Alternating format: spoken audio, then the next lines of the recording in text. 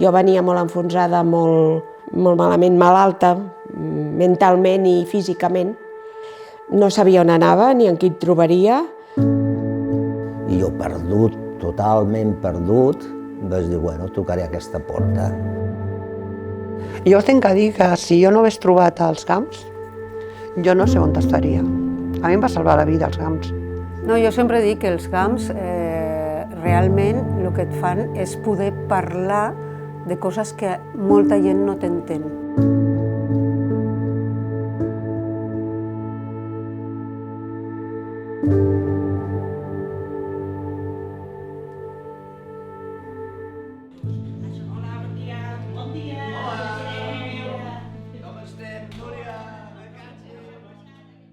Si estàs enfonsat no pots cuidar la persona. Primer t'has de recuperar tu, veure el panorama, agafar serenor, aprendre, perquè això és un aprenentatge.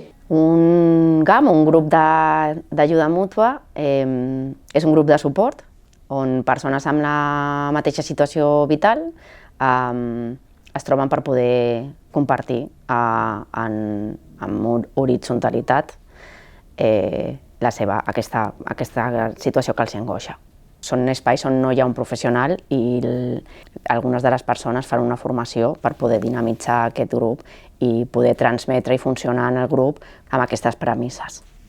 M'he de cuidar jo i ara he separat el que és la malaltia del que jo tinc que fer. Però de tota manera els pobles petits són tancats, molt tancats. Tenen molta estima. El que diran, més val no dir res, més val passar, tancar les persones a dintre casa que no surtin.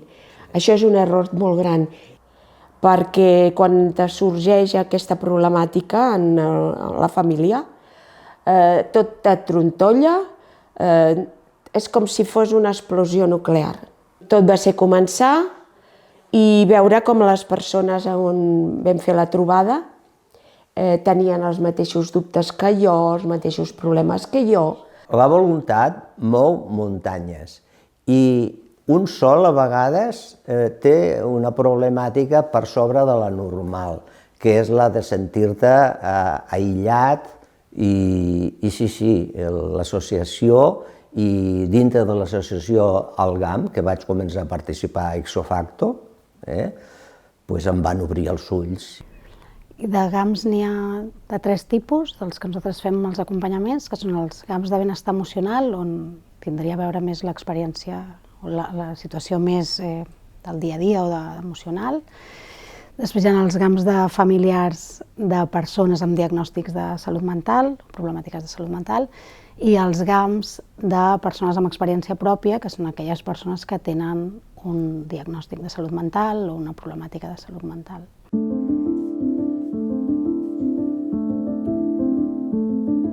Jo no entenia com jo havia patat un dia i el meu cervell havia dit fins aquí s'ha acabat. Llavors, recomposar, a part de l'hospital, dels medicaments, de tot el d'allò. Després, tu recomposar-te el teu cervell, en començar a entendre què t'ha passat. Començar-te a entendre, perquè jo dic, la família no t'entén, però és que el primer problema que hi ha és que no t'entens tu. Y creo que es importante este grupo porque siempre que nadie me comprende, sé que vosotras me vais a entender. Cuando digo no puedo más o no tengo ganas de seguir, 1000 historias que por mucho que te quieran, no lo entienden más que vosotras. Y es un alivio poder teneros. Y ya está que lloro. Nos tenemos entre todas. Nos caemos y nos levantamos entre todas. Un abrazo enorme, enorme, aunque sea de lejos, así bien fuerte, bien fuerte. Y mucha fuerza. Però, sin embargo, la família, com que no entenem què és el que està passant i no som capaços d'entendre, nosaltres encara estem més descol·locats. Llavors fem divagacions de això és perquè te passa això i comencem a jutjar. I aquí és on trenquem una de les cordes que tenim d'unió. És que aquest respecte de l'escolta és importantíssim amb els GAMS, jo crec. Totalment. I que tu puguis parlar sabent que hi ha una confidencialitat dins del grup, que no sortirà d'allà, també te dona una tranquil·litat. I moltes vegades, quan tu escoltes els altres, aprens. I el grup sencer es va transformant. Vas contactar amb el despatx situat, crec que el 2019, a la pandèmia, vas fer un curs de dinamitzador de GAM i d'aquesta manera vas començar com a activista. L'Espai Situat com a servei d'informació, orientació i assessorament en salut mental per qui vulgui apropar-se. És un servei obert, que no cal derivació ni orientació, i normalment les persones que venen busquen algun tipus d'informació sobre salut mental. I llavors depèn del que les professionals detecteu, si aquesta persona detecteu que pot compartir en grup i que li pot servir l'experiència dels altres i vol compartir la seva experiència, se la pot orientar al GAM i és una manera d'arribar. I jo crec que les referents de benestar emocional i comunitari semblant, no? Sí, semblant. Dintre dels centres d'atenció primària, per nosaltres és una prescripció social clau als grups d'ajuda mútua, i no només els recomanem les referents de benestar emocional i comunitari, sinó la resta dels professionals dels equips d'atenció primària, igual que explicava Laia abans, que aquells usuaris, aquells pacients que venen als centres i pensem que es poden beneficiar, doncs els hi recomanem i els hi donem instruccions perquè contactin.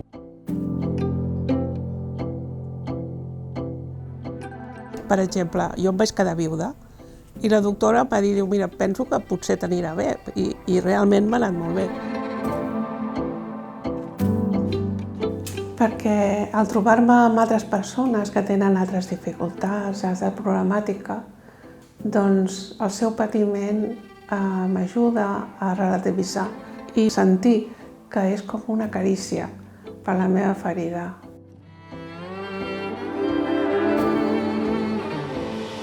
Tots podem tenir dificultats o emocions que no sabem com expressar o que no sabem amb qui compartir, encara que tinguem amics i família, no sempre són els més adequats o no sempre et veus compartint-ho amb ells.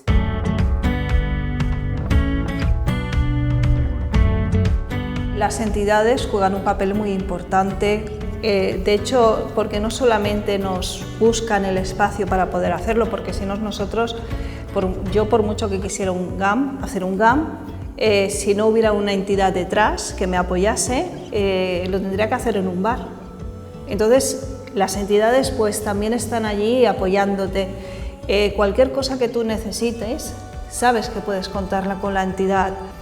Y supongo que estás de acuerdo, cuando ya has estado un tiempo en el GAM, de alguna manera, si está dentro de la asociación, pues a lo mejor te vinculas en más actividades, ya sea a mi experiencia propia en esta entidad o la junta directiva, y luego da pie a que después del GAM surgen las relaciones de amistad y va mucho más allá, y entonces pues se puede incluso las mismas personas decir, ¿y por qué no creamos dentro de la asociación esta actividad de ir al cine, de no sé qué? Bueno, se crea como un poquito la participación. Y luego el estar en una asociación también lo que haces también es estar en red con otras entidades y asociaciones, porque siempre hay un trasvase entre unas y otras, y eso también es muy importante, porque empezamos con nuestro pequeño mundito, muy chiquitito, lo vamos agrandando tal y se nos abre todo un mundo, es decir, anda, pero si hay un montón de gente como yo, y creo que eso és precioso. Nosaltres tenim dos grans eixos, com si diguéssim, que són donar protagonisme a les persones i als usuaris i a les famílies en tot el seu procés de salut, i l'altra qüestió, com en casa enlloc. Què vol dir això? Que tenim que intentar que les persones vagin el menys possible als recursos i es trobin bé a casa. Això comporta tot un entrenament d'empoderament, que nosaltres l'englobem dins d'un procés de recuperació, I dins d'aquest procés de recuperació els GAMs són molt importants. Llavors nosaltres, incloent els espais Situa't i els programes de GAM i de més, que vinguin un dia a fer la sessió. Llavors ells ho viuen amb molta més naturalitat, perquè ho veuen dins d'aquest procés d'entrenament que estem fent dins de lo que és l'estructura. I això considerem que és molt positiu.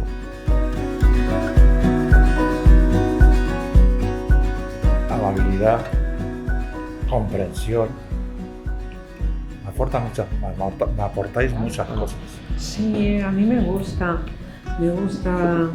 hablar con personas que tengan algún problema parecido al mío, poder desahogarme cuando me ha pasado algo, está un poco con un poquito de crisis, así.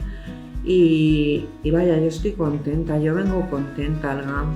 A mí me aporta, por ejemplo, que no estoy solo, no estamos solos y que a pesar de las dificultades que podamos atravesar, nos apoyamos los unos a los otros. De les formacions, doncs, tinc que dir que des que vaig fer el curs del grup d'ajuda mútua a l'Espai Situa't he continuat. O sigui, ha sigut constantment formant molts estudis que el que em fan és que pugui fer una escolta activa millor, ¿no? Al fin y al cabo, yo recomendaría a todas las personas que participan en un GAM hacer una formación y coger la responsabilidad de moderar el GAM, porque la responsabilidad, coger esa responsabilidad es como hacerse mayor, es como hacerse adulto, porque ya no estás allí en el dame, dame, dame, que los otros hagan por mí, sino ¿qué puedo hacer yo? ¿Cómo puedo acompañar a otros? Y eso es un paso de gigante que és com hacerte adulto, com hacerte mayor, no? Doncs encara que estiguen allunyats uns dels altres, per distàncies, quan fem la trobada doncs som com una família i parlem de coses bones i menys bones, però ens omple de felicitat i estar en família, això.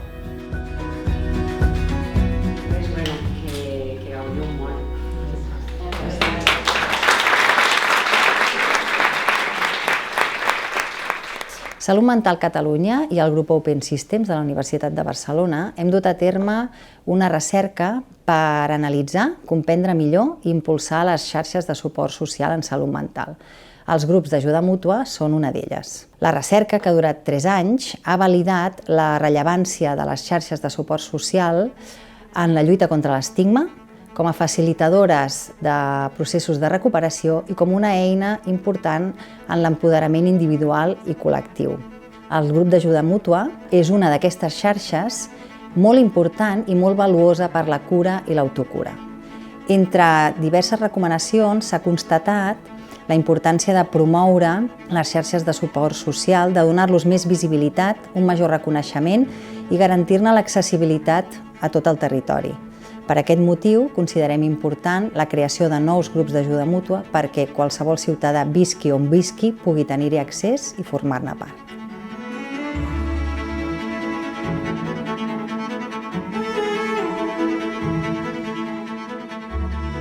El GAM, sobretot, m'ha portat molt agraïment, perquè rebo molt més del que jo dono.